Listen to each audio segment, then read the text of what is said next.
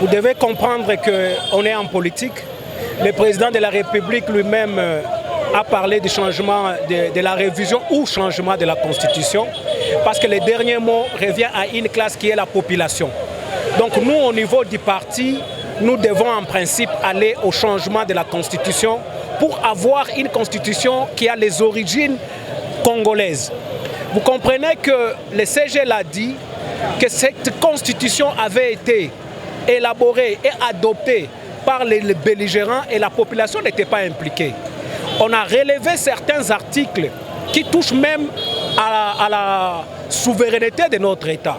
J'ai entendu un éminent professeur parler, traiter le président ayant confondu la cession et la souveraineté. En réalité, si nous allons au fond, la souveraineté c'est quoi? Quand vous cédez votre partie de la terre, ceux qui en jouissent ce sont les autres, même si en quelque sorte vous restez avec un pouvoir, mais un pouvoir aléatoire, un pouvoir qui est fictif.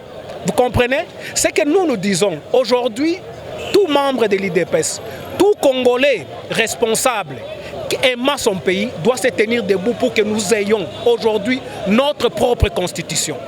Nous avons suivi, c'est en politique, l'opposition est là, l'opposition prend sa position bien sûr, l'opposition a son avis, nous sommes au pouvoir, nous sommes dans ce que nous appelons union sacrée, mais nous, IDPS, nous sommes la fille aînée de cette union sacrée. C'est à nous de prendre les devants et traîner tout le monde derrière le président de la République pour qu'on arrive à ces changements de la Constitution.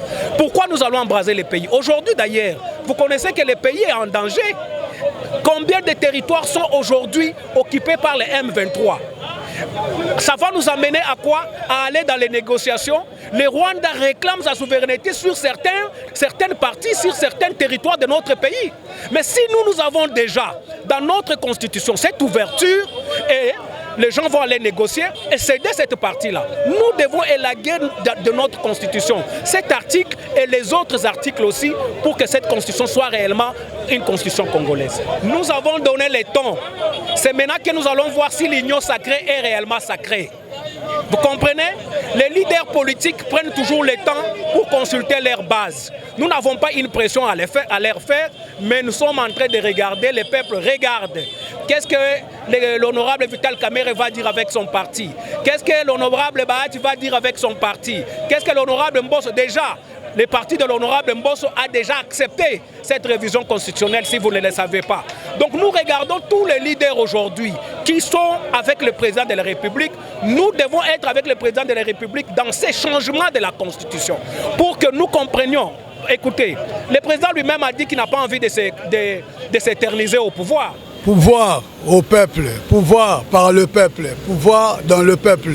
C'est bien votre serviteur, le cordon Mikhail Gorbatchev, dit Vincent Yves René Chango Oumoudi, patriote de père et de mère. Peuple congolais, l'ère a toujours été grave dans Katiambo Kanabiso, mais cette fois-ci, on doit maintenant terminer avec cela. Nous le savons très bien que le chef de l'État, le garant de la nation, c'est lui que nous avons eu à élire par le suffrage universel lors de son premier mandat et du mandat en cours. Le chef de l'État, nous l'avons confié notre voix, nous l'avons confié notre espoir, notre destin en main.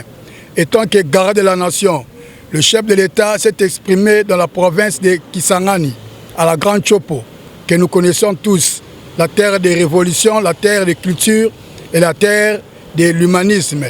Le chef de l'État avait lancé le message pour dire que la Constitution doit être revue.